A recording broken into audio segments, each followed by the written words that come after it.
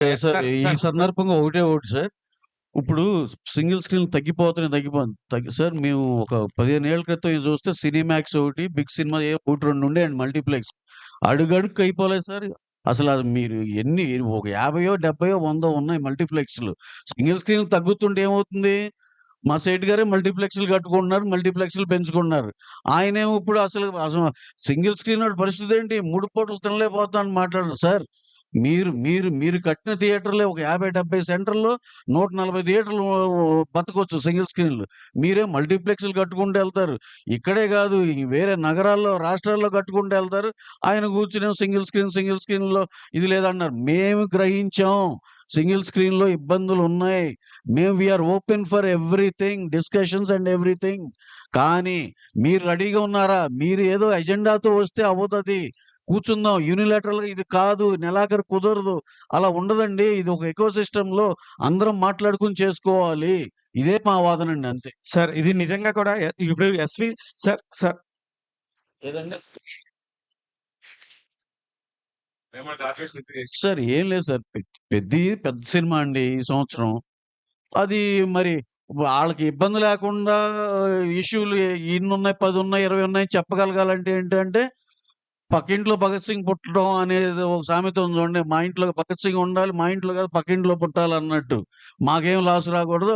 ఏమన్నా సొసైటీకి అది ఉంటది అనే పద్ధతిలో సినిమా పక్క ఆఫీస్‌లో ఉంది కాబట్టి ఇప్పుడు మనం గోల చేయొచ్చు అన్నట్టు ఉంది.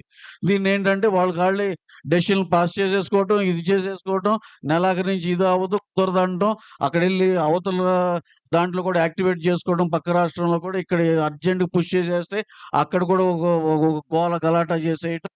ఏంటి సార్ ఇంత అవసరమా అండి? ఇంత కాలిక్యులేటివ్‌గా అవసరమా? 15వ తారీఖు మీటింగ్ ఉంది. లేదంటే అందరం మాట్లాడుకుంటాం. మీకేం కావాలో అదొక్కటేనా? మాకేం కావాలో ఆలోచించరా? ఆ సినిమాలు చేసి ఇప్పుడు వాళ్ళు ఇప్పుడున్న దాంట్లోనే ఆ సినిమాలు చేస్తున్నారు ఇయన్నీ ఓకే.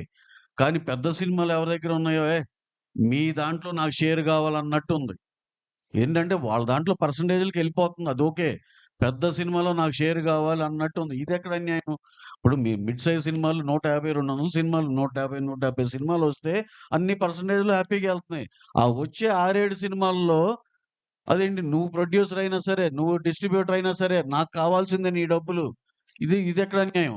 కావాల్సిందేంటండి? అంటే అదేమంటే ఇక అందుకనే కూర్చొని మాట్లాడుకుంటూ ఒక ఎకో సిస్టమ్‌లో ఎవరిది ఏం లైను, ఎవరిది ఎక్కడి దాకా ఎళ్ళొచ్చు అన్నీ క్లారిటీగా మాట్లాడుకోవటానికి ఉంటుంది. ఇప్పుడు దీని తర్వాత మా ఈ 'ఫౌజీ' ఉన్నాయి. ఇంకా పెద్ద సినిమాలున్నాయి.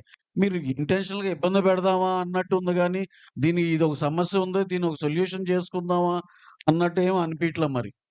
డన్. సిటీలో కాదండి. ఇప్పుడు దీంట్లో సార్ ఈ కండిషన్స్‌లో ఇంకో ఆలోచిస్తేనండి, ఇప్పుడు రన్నింగ్‌లో ఉండి, రిలీజ్‌కి దగ్గరుండి 50% అయిన సినిమాలు ఇయన్నీ ఎందుకంటే మేము ప్రాసెస్‌లో ఉన్నప్పుడే ఓటీటీలు సగమైపోయి, శాటిలైట్‌లు అవ్వక, నాన్ థియేట్రికల్ ఇబ్బందులు ఇయన్నీ ఫేస్ చేసాం.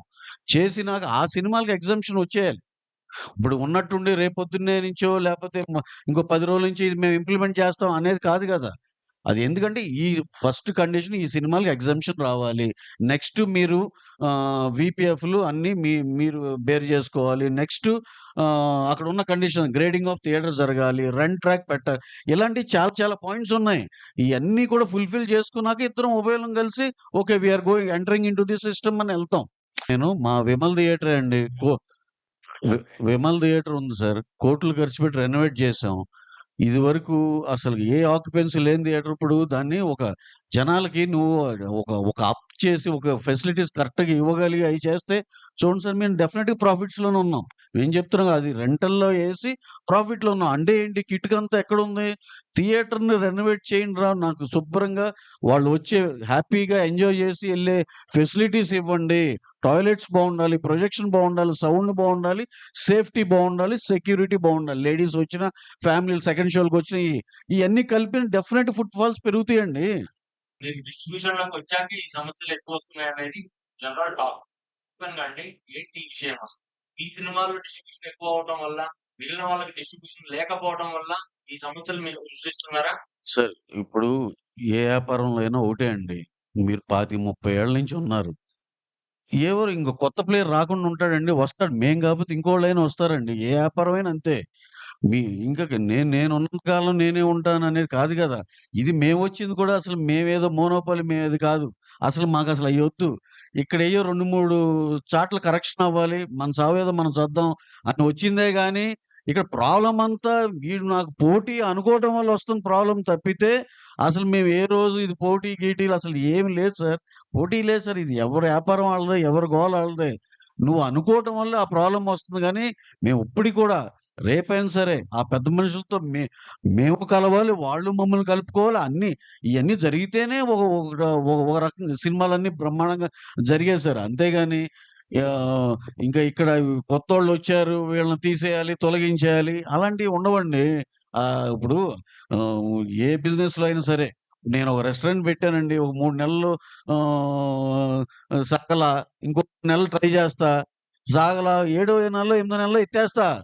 అంతేగాని నేను జీవితకాలం నేనెక్కడో సంపాదించి రిక్షా తొక్కి మళ్ళీ దానికి ఫీడింగ్ చేయను గదా నేను.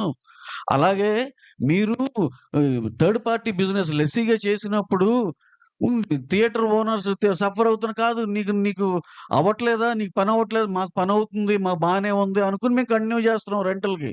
మీకు అది కాదు, మాకు అవ్వట్లేదు అనుకుంటే వదిలేసేయండి దాన్ని. నేను ఇందాక చెప్పిన ఎగ్జాంపుల్ రెస్టారెంట్ అనేది నాకు లాభసాటిగా లేకపోతే నేను వదిలేస్తా గదా! ఓనర్‌లు ఉన్నారనుకోండి ఆళ్ళు 25, 30 ఏళ్ల నుంచి థియేటర్‌ని ఆళ్ళు ఎంతో ప్రేమించి చేసుకుంది. వాళ్ళు లాస్ అన్నారనుకోండి కరెక్టే గదా మరి. పాపం ఇన్నాళ్ళు ఎంతో ప్యాషనేట్‌గా చేసారు. ఆళ్ళకి బెనిఫిట్ అవ్వాలిగా. ఇప్పుడేం ఓనర్ అనేవాళ్ళు ఎవరికైనా బెనిఫిట్ అవుతుందండి థియేటర్ ఓనర్ అనేవాళ్ళకి? మధ్యలో మీరు ఎంటర్ అయ్యి లెస్సీ అని జెప్పి మాకు వర్కౌట్ అవ్వట్లే, మాకు వర్క్ ఇది తప్పు కాదా?